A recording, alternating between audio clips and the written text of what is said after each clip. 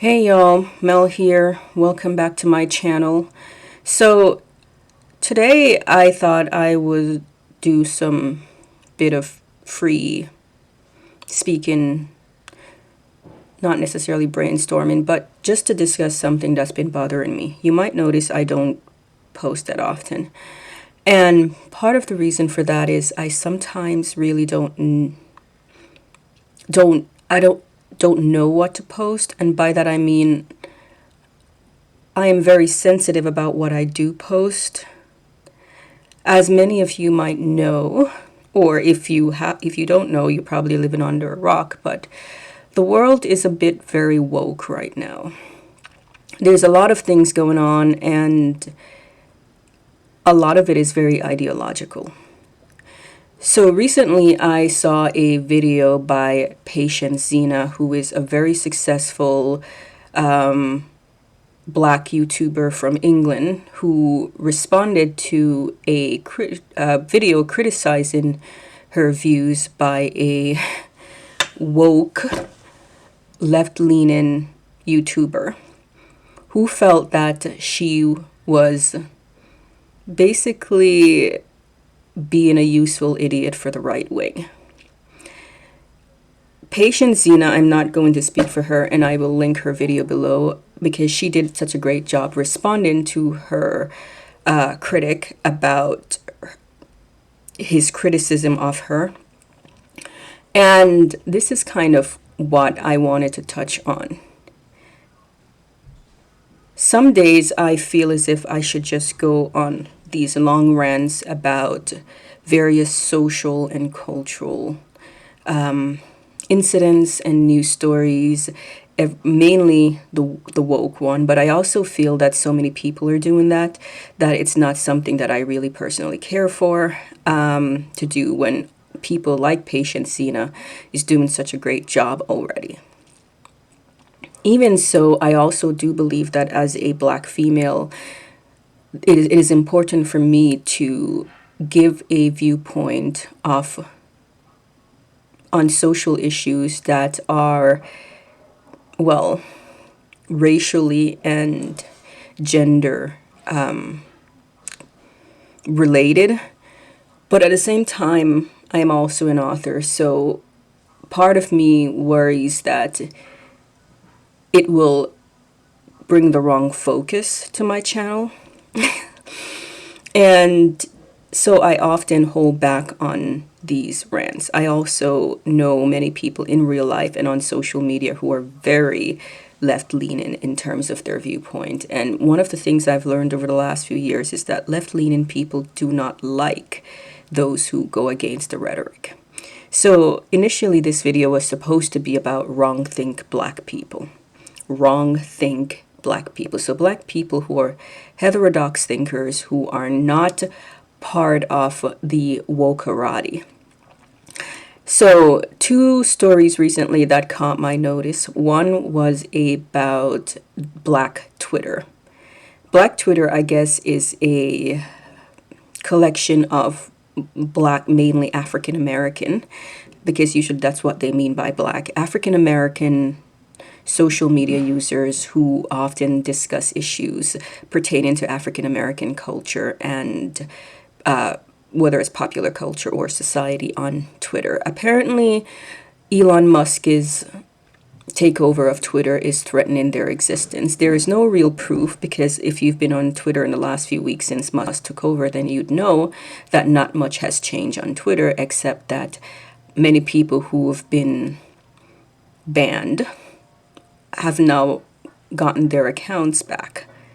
And the reason for this is, depending on your viewpoint anyway, it's either due to evil, it's either because Elon Musk is a racist. I've seen many people referring to him as a racist, white supremacist person with no proof or evidence whatsoever, except that he was born in South Africa and he's white.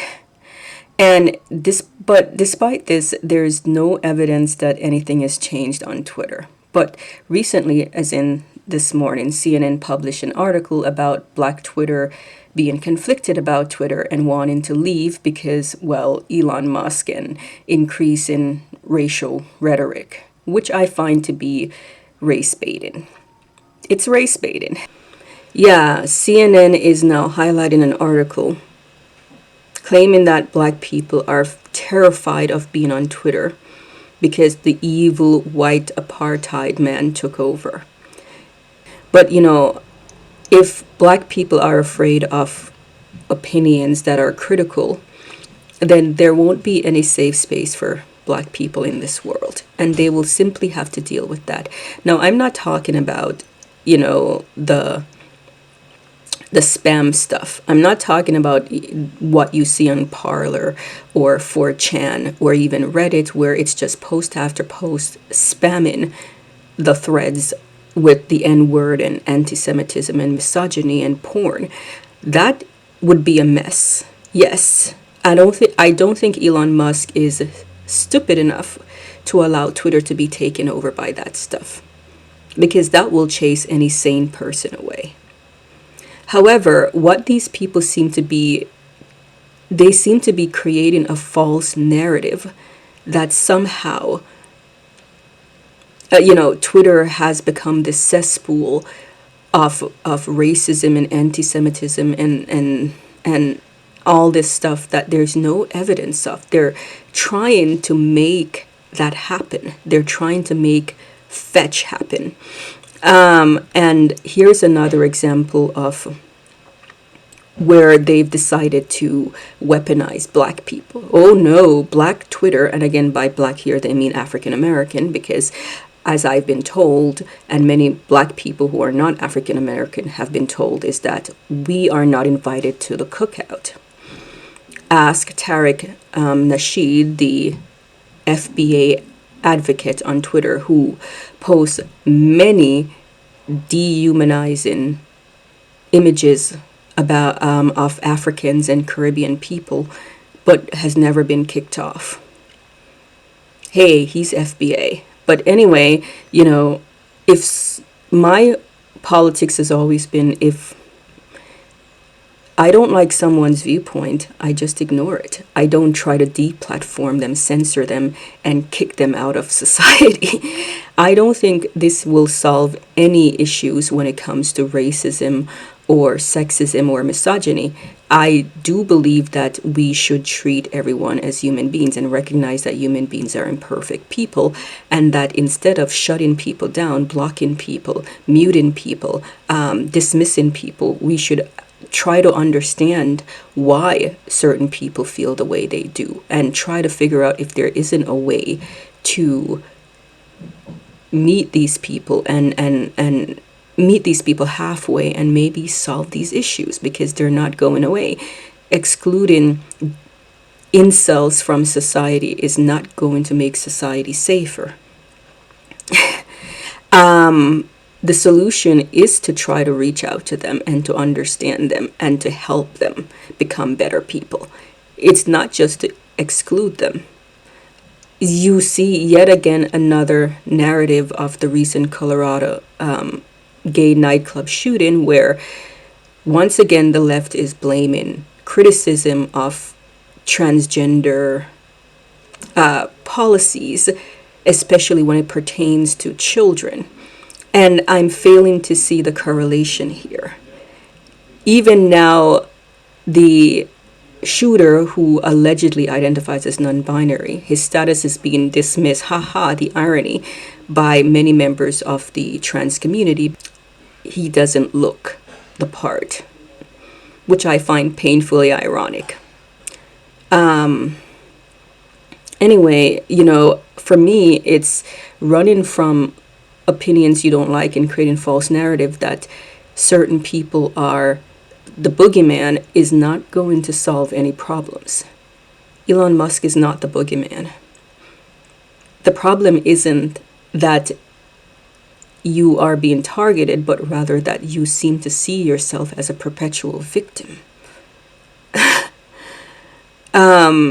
Shutting down criticism of opinions that you don't like is not freedom from hatred. Everyone who dares to ask any kind of tough question is dismissed as a white supremacist. I've been called a Christo-fascist white supremacist defending the patriarchy. Help me make that make sense. It seems that anyone who dares to ask a tough question is dismissed.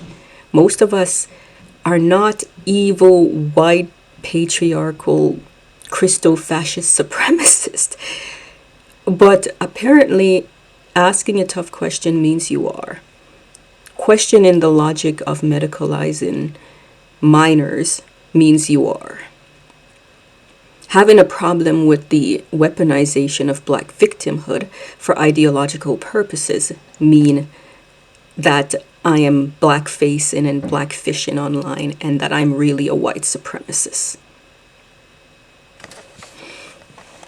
Anyway, sorry for this rant, but I know I started about what do I post on this channel? Do I post my viewpoints on various cultural and social controversial topics that I've encountered, or do I try to just keep it semi-safe?